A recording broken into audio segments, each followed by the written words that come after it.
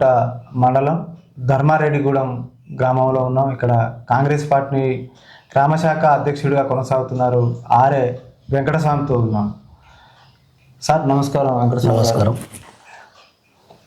మీ గ్రామశాఖ అధ్యక్షుడిగా మీరు ఎప్పటి నుంచి కొనసాగుతున్నారు? మీ గ్రామం మీ బాధ్యతలు కాంగ్రెస్ పార్టీ ఎట్లా గుర్తించింది? మీరు గ్రామశాఖ అధ్యక్షుడు ఎంతకాలం నుంచి పనిచేస్తున్నారు? గత 5 సంవత్సరాల నుంచి దీంట్లో పార్టీలనే కొనసాగుతున్నా. అప్పుడు గ్రామశాఖ అధ్యక్షునిగా పనిచేసిన, మళ్ళీ ఇప్పుడు మొన్న కొత్తగా నూతనంగా ఎన్నుకున్నారు. మళ్ళీ నేనే గ్రామశాఖగా ఏకగ్రీయంగా ఎన్నికైనా. మన ఈ ధర్మారెడ్డిగూడానికి అనివేళ ఎప్పుడు కానీ కాంగ్రెస్ పార్టీకి ఏ ఆపద రాని, ఎవరికి ఆపద వచ్చినా తెల్లందాకనైనా పొద్దాకనైనా పోయి వాళ్ళను మంచి చెడులు అరుచుకుంటూ ఉంటున్నాం. కాబట్టి మళ్ళీ గ్రామశాఖను నన్ను ఎన్నుకున్నారు. సార్ మొదట మీ ప్రయాణం ఎప్పుడు ప్రారంభించారు? అసలు ఇటు రాజకీయాల వైపు రావడానికి కారణం ఏంటి? మీకు ఎవరు స్ఫూర్తి అంటారు? నేను అప్పుడు తెలంగాణ ఉద్యమంలో పనిచేసిన. ఫస్ట్ రాగానే గులాబీ దాంట్లోనే పోయిన కళాకారునిగా పనిచేసిన. మన నగేష్ ఎమ్మెల్యే ఉన్నప్పటికీ ముందుకు సునీత మేడం కూడా లేదు అప్పట్లో పార్టీలో. నేను ఆ పార్టీలో పనిచేసిన, కళాకారునిగా గుర్తింపు పొందిన, కళాకారుల ఐడి కార్డు కూడా ఉంది మనకు. చేసినాక తర్వాత కొన్ని రోజులు నడిచింది ప్రయాణం. నడవగా దగ్గరకు వచ్చినాక తెలంగాణ ఇచ్చినాక మన కేసీఆర్ ఏమన్నాడంటే అలా కాంగ్రెస్లో వినియోగం చేస్తామన్నాడు కదా. ఆ తరుణంలో సరే మనం చేసింది పార్టీ కోసం కాదు, ఉద్యమం కోసం చేసినాం. తెలంగాణ ఇచ్చారు, కాంగ్రెస్లో మనం ఆయన పోయి మనం తీసుకుపోవడం అనేసి కాంగ్రెస్లకు ప్రయాణం కొనసాగింది. మీరు తెలంగాణ ఉద్యమకారుడిగా కొనసాగించారు. అంటే తెలంగాణ ఏదైతే సాధన ఉందో అది నీళ్లు, నిధులు, నియామకాలు అవి నెరవేరినాయి అంటారా? ఎంతవరకు తెలంగాణ అంతా జీరోనే సాధించారు? అది అన్నదంతా జీరోనే అయింది తప్ప ఏడా 3 ఎకరాల భూమి లేదు. దళితులకు 3 ఎకరాల భూమి ఇస్తాడు. ఇంట్లో డబల్ బెడ్రూమ్ అన్నాడు. డబల్ బెడ్రూమ్ కానీ మా ఊర్లే సింగిల్ బెడ్రూమ్ ఇచ్చింది లేదు, ఒక్కరికి కూడా ఆదుకున్నది లేదు. సునీత మేడం ఇక్కడే పక్కకే ఉంది భూమి, ఆమెది మనకు చూస్తే కనబడుతుంది. ఆమె వచ్చి కూడా ఎవరిని పలకరించిన పాపన ఓలే.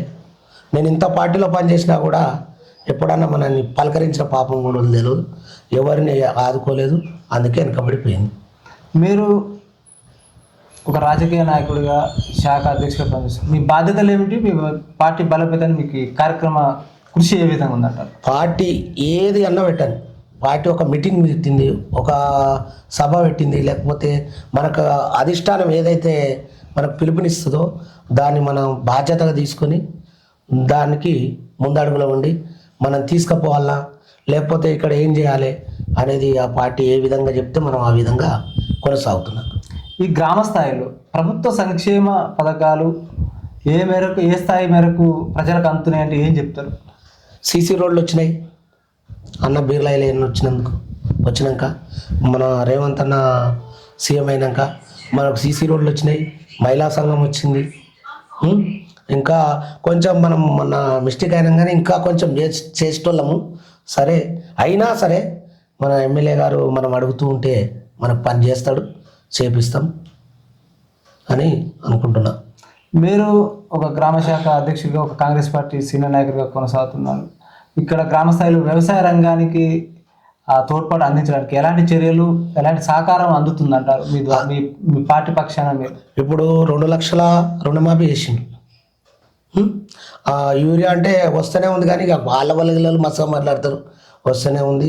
వ్యవసాయ రంగానికైనా ముందంజలే ఉంది, ఇండ్లలోనైనా ముందంజలనే ఉంది. ఎవరికి ఏ ఆపత వచ్చినా అన్న దగ్గరికి పోతే కాదనుకుంటా పనిచేస్తూనే ఉంటాడు, చేపిస్తాం కూడా.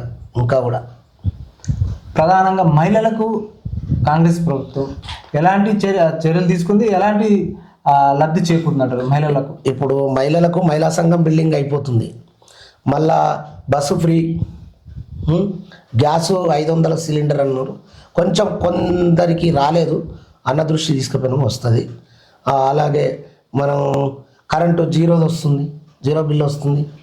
ఇంకా మహిళలకు ఇంకేముంది, ఇవన్నీ వస్తున్నాయి. ఇంకా కూడా చేస్తా అంటుండు కదా, బస్సులు కానీ ఇంకా మహిళా సంఘాల రుణాలు కానీ, మొన్న రుణాలు కూడా వేసిండాను, వడ్డీ లేని రుణాలు. గ్రామ స్థాయిలో ఉన్న నిరుద్యోగ యువత కోసం శిక్షణ అంటే చదువుకున్న వారికి ఉపాధి ఏమైనా లబ్ధి చేకూరడానికి మీ పార్టీ పక్షాన కావచ్చు, ఎమ్మెల్యే గారి సహకారం ఏ విధంగా ఉందంటారు? ఈ ఉద్యోగాల కోసం అన్న చెప్తున్నాడు, ఇప్పుడే రన్ అవుతున్నాం. సరే ఎవరన్నా ఇప్పుడు మన పోలీస్ జాబులు పడ్డాయి, రండమ్మా అని ఇల్లు కూడా తిరిగి చెప్పినాం, ట్రైనింగ్ ఇప్పిస్తామని. కొంతమంది ముందుకు వస్తున్నారు, కొంతమంది జర వెనకపోతున్నారు. అది త్వరలోనే జరుగుతుంది, చేపిస్తాం. ప్రస్తుత ప్రభుత్వం మీద ప్రతిపక్షాలు చేస్తున్న ఆరోపణలకు మీరు ఏం చెప్తారు? వాళ్ళు మస్తుగా చెప్తూనే ఉంటారు, మనం వింటూనే ఉంటాం. వాళ్ళు చేసినవి లేవు, మనం చేసేదాన్ని కాళ్ళ కట్ట పెడతారు అంతే, కాళ్ళల్లో కట్టే పెడతారు పడేయాలని. కానీ మేము పడేటోళ్ళు ఏం కాదు, వాళ్ళు చేయలేదుగా, వాళ్ళు చేసి మాకు నిలబెట్టింది లేదు, మేము చేస్తుంటే వాళ్ళు అంతేగాని వాళ్ళు ఏం చేయలేరు.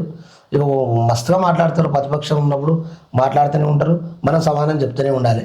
ఈ గ్రామంలో ప్రధానంగా త్రాగునీరు కావచ్చు, రోడ్లు కావచ్చు, డ్రైనేజ్ కావచ్చు, కరెంటు వ్యవస్థ పనితీరు పట్ల ఏ విధంగా ఉంది? అదేవిధంగా మీ పార్టీ అధికారంలో ఉంది, మీ పార్టీ పక్షాన మీరు ఎలాంటి చర్యలు కావచ్చు, ఎలాంటి అవకాశాలు మీరు వాటికి కేటాయిస్తున్నారంటారు?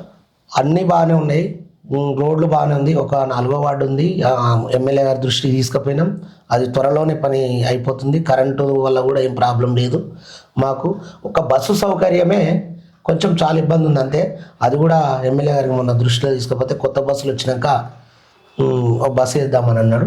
ఎందుకంటే మాకు స్టేజ్ అక్కడ ఉంది కదా, ఆ స్టేజ్ దాకా జర పిల్లలు పోవడానికి, కాలేజీ పోవడానికి రావడానికి ఇబ్బంది ఉంది. ఎమ్మెల్యే దృష్టికి తీసుకెళ్ళాం, ఎమ్మెల్యే గారు కూడా స్పందించి మొన్న ఇక్కడ 2 చనిపోతే వచ్చి మందలిచ్చి పోయిండు.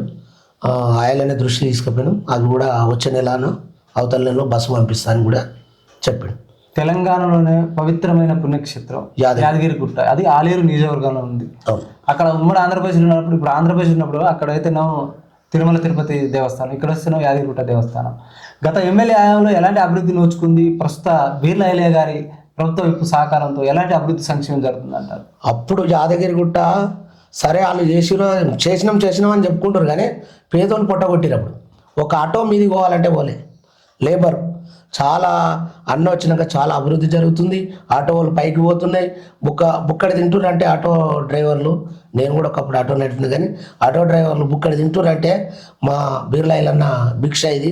మేము సంతోషపడతాం, అన్నకు ఎప్పుడు కానీ రుణపడి ఉంటారు ఆటో డ్రైవర్లు. కానీ అక్కడ మనం ఎవరైతే కిరాణా షాపులు కానీ షాపులు దూరం పోయినాయని బాధ ఉంది తప్ప పక్కకిచ్చారు స్థలాలు, మంచిగా డెవలప్ అవుతుంది, ఇంకా కూడా డెవలప్ చేస్తారు. ఇటీవల కాలంలో ప్రభుత్వ వైపు బీర్లా ఐలయ్య గారి పట్ల ఆయన భూబకాసురుడు అని ఇటీవల కథనాలు వస్తున్నాయి. మరి వీటిపై ఒక కాంగ్రెస్ కార్యకర్తగా, కాంగ్రెస్ నాయకుడిగా, గ్రామశాఖ అధ్యక్షుడిగా మీ అభిప్రాయం ఏంటి? నాకు అలాంటి కొన్ని టీఆర్ఎస్లో చాలా చూస్తున్నాను మేము. ఇక్కడనే పక్కకున్న ల్యాండుల్నే అక్కడ చనిపోయిన నయీం బాపతి కూడా కబ్జాలు చేసుకున్నారు. మేము చూస్తున్నప్పటికీ ఇక్కడ ఉండే భూములు. కానీ మరి మా ఐలన్న దగ్గర అయితే ఎక్కడ కనిపించలే. అన్నం పెట్టేటోడే తప్ప సున్నం పెట్టేటోడు కాదు. ఖచ్చితంగా ఆ అన్న మీద ఎవరైతే వ్యతిరేకంగా అంటారో వాళ్ళని మేము ఎప్పుడైనా ఖండించడానికి ముందే ఉంటాం. ఇప్పుడు అధికారంలో ఉన్నది ఐలన్న, మరి ప్రతిపక్షాల ఆరోపణకు మీరేం చెప్తారు? మీరు ఒక సామాన్యుడు కావచ్చు, ఒక ఇప్పుడు చప్పుడు కూడా పోతుంటే మస్తు కుక్కలు మురుగుతుంటాయి, కొట్టలేం కదా, చెప్పేటప్పుడు చెప్తూనే ఉంటాం సమాధానం. అక్కడ ఆరోపణలు లేవు, ఆయన మీద మచ్చ కూడా లేదు, పుసుక్కునాలు మురిగినా కూడా మేము ఊపుకునేది లేదు. ఇదివరకు దాకా ఏదో ఓపిక పట్టినాం కానీ ఇక ఊపుకునేది లేదు. మేము కూడా వెనక మరితే ఎక్కడో ఉంటాం. గత 10 ఏళ్ల బీఆర్ఎస్ పాలన అభివృద్ధి జరిగింది, ఇప్పుడు వచ్చిన కాంగ్రెస్ ప్రభుత్వంలో ఎలాంటి అభివృద్ధి లేదంటున్నారు ప్రతిపక్షాలు. ఎక్కడ జరిగింది? దీనిపై మీ స్పందన? ఎక్కడ జరిగింది అయితే మాకైతే కనిపిస్తలేదు. మా ధర్మారెడ్డి కూడా అయితే ఎక్కడైతే కనిపించలేదు.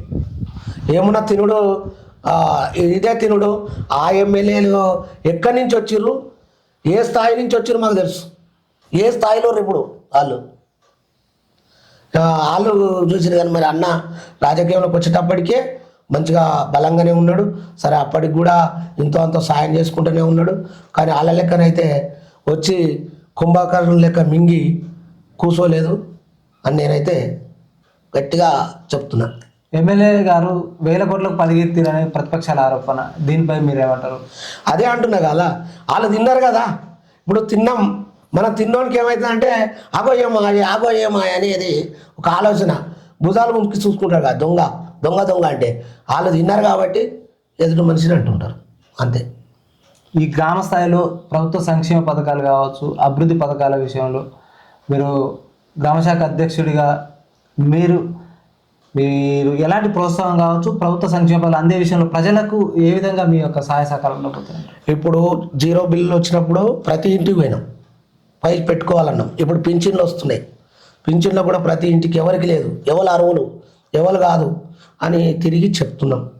పోతున్నారు, పెట్టుకుంటున్నారు. లేపుసుకుని ఏమైనా మిస్టేక్ అయినా కూడా మళ్ళీ అడిగి పోయి ఎక్కిస్తున్నాం. మా ఊర్లో అంతా బాగానే కొనసాగుతుంది. గ్రామంలో ప్రధానమైన సమస్యలు ఏం గుర్తు ఉన్నది మీకు? దాంతోపాటు అటుపై చర్యలు ఏమైనా తీసుకునే అవకాశం ఉందా ఒక సీనియర్ నాయకుడు?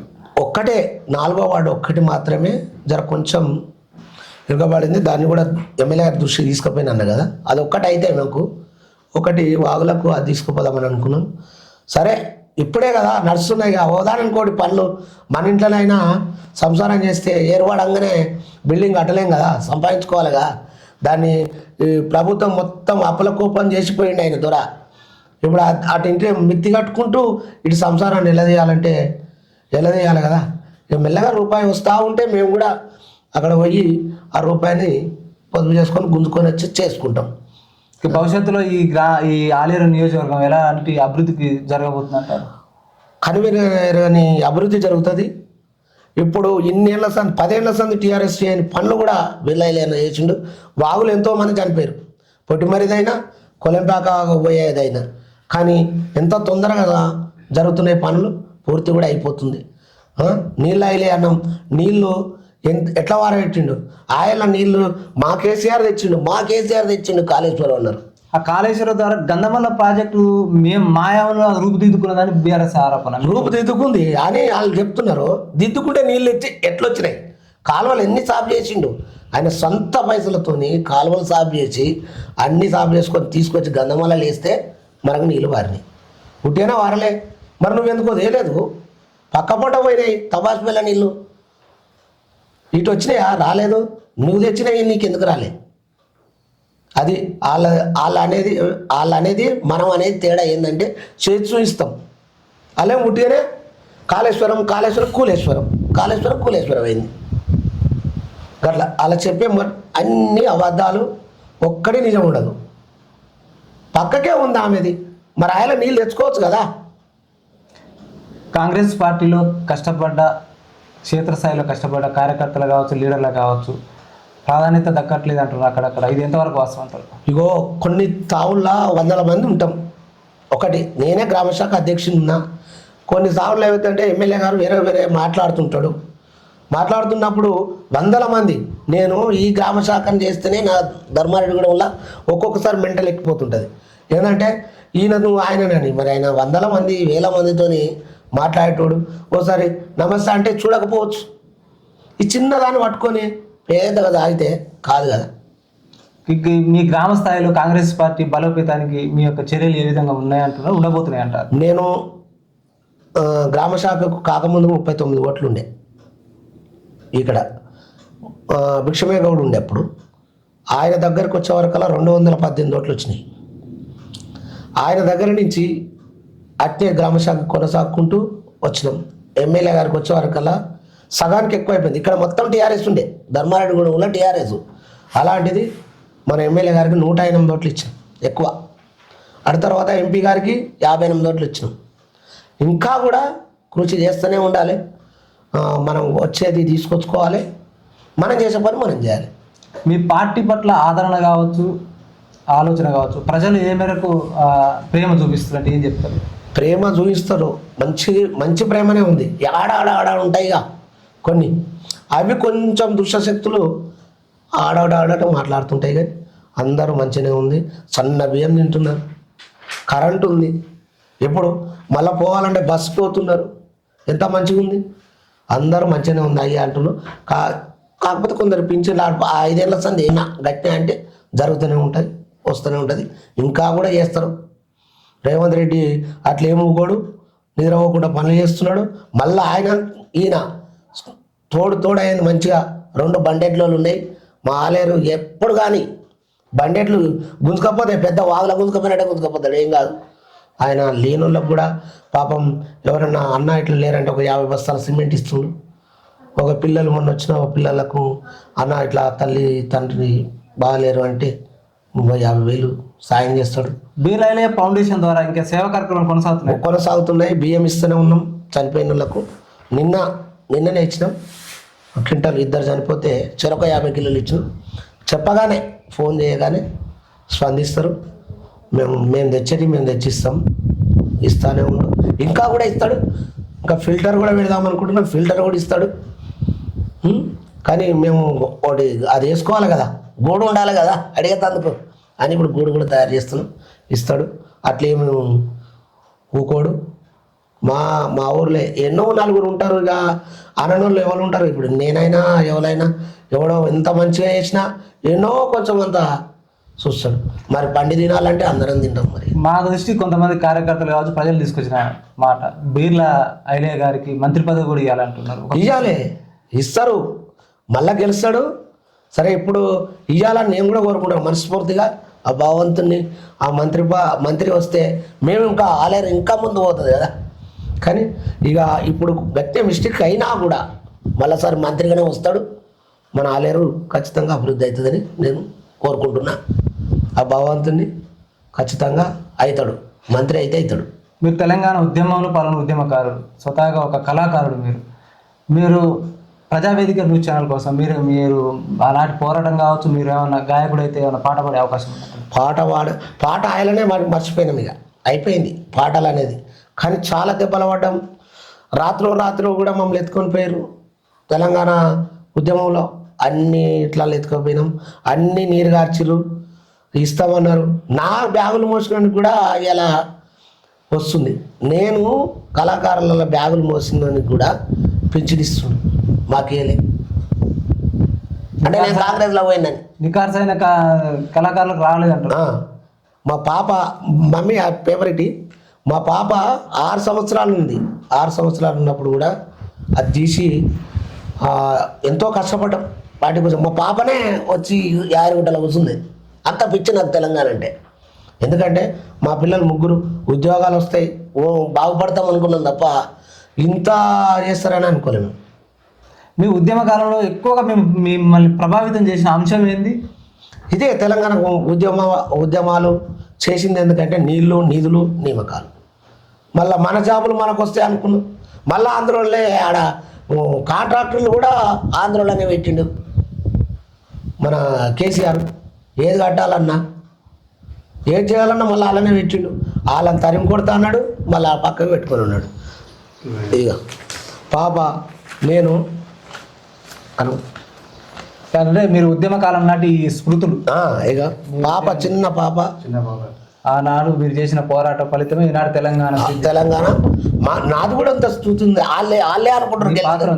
అయితే గత ప్రభుత్వంలో తెలంగాణ ఉద్యమకారులు కానీ కళాకారులకు కానీ న్యాయం జరగలేదు. ప్రస్తుత ప్రభుత్వం కాంగ్రెస్ పార్టీ న్యాయం చేస్తానికి ఎన్నికల ముందు హామీ ఇచ్చింది. హామీని నెరవేర్చాలని కూడా ఇప్పుడు కూడా ఉద్యమాలు నడుస్తున్నాయి. మరి ఎందుకు మీ ప్రభుత్వం మీరు ప్రభుత్వంలో ఉండరు? ఎందుకు మీరు ప్రశ్నిస్తలేరు? ఎందుకు ఆ ఉద్యమకారులకు న్యాయం చేసే విధంగా మరి కల్పిస్తలేదు అంటే ప్రభుత్వం ఏం చెప్తుంది? నేను కూడా అట్లా మొన్న తీసుకున్నాం. మేము కూడా మండల పార్టీ వేసినాం, మేము ఒక కమిటీ వేసినాం, నివేదిక పంపించినాం.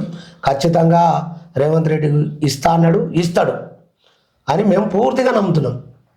అందరం మొన్న మండల పార్టీ కూడా వేసి మేము బాడీ ఎన్నుకున్నాం. ఆ కళాకారులం కానీ తెలంగాణ ఉద్యమం ఎవరెవరు చేసిరు అనేసి అందరం చేసుకున్నాం. అది కూడా దృష్టికి పోయింది. కోదండరాం దగ్గరికి ఇచ్చినాం. కోదండరాము ఖచ్చితంగా చేద్దామన్నాడు. అదే మన రేవంత్ రెడ్డి దృష్టికి కూడా పోయింది, చేస్తాడు. చివరగా ప్రజావేదిక న్యూస్ ఛానల్ ద్వారా మీ పార్టీ బలోపేత కార్యక్రమాలు కావచ్చు, భవిష్యత్తు ఎలా ఉండబోతుంది? మీ పార్టీ నిర్మాణం కోసం మీ కృషి ఏ విధంగా ఉండబోతుంది? ఏం చెప్తారు? ఇంకో 10 ఏళ్ళు ఉంటాం. కాంగ్రెస్ ఇంకా 10 ఏళ్ళు చేస్తుంది ఖచ్చితంగా. ఇంకా అందరికీ అనవర్గిన వర్గాలు మొత్తం ఎక్కడ నిద్రపోకుండా పనిచేస్తాం. ఎవరికి ఏం కావాలో నేను ఇప్పుడు గ్రామ శాఖ ఉన్నా, ఎమ్మెల్యే గారి దగ్గర కొట్లాడాలంటే నేనే కదా, కొట్లాడి బతరాడి తీసుకొచ్చి చేస్తాం. ఎలాంటిది ఉండదు. ఇప్పుడు మళ్ళీ ఇండ్లు కూడా వస్తున్నాయి. ఇప్పుడు మొన్న 8 ఇండ్లు ఉంటే 6 ఇండ్లు పూర్తయినాయి, ఇంకా 2 ఇండ్లు కాలేదు, అంటే కొనసాగుతున్నాయి. ఇంకా 10-15 ఇండ్లు తెచ్చి లేని వాళ్ళకు ఇండ్లు ఇచ్చేస్తాం. ఖచ్చితంగా లేని వాళ్ళకే ఇస్తున్నాం. ఇంకా కూడా కొట్లాడతాం. 10-15 అన్నాడు కానీ 20 కూడా బతరాడి తేవాలి, తప్పదు. మనం మనూరు కోసం మనం తేవాలి కదా, అట్లా. Okay, thank you sir. జనం కోసం నిజం కోసం ప్రజావేదిక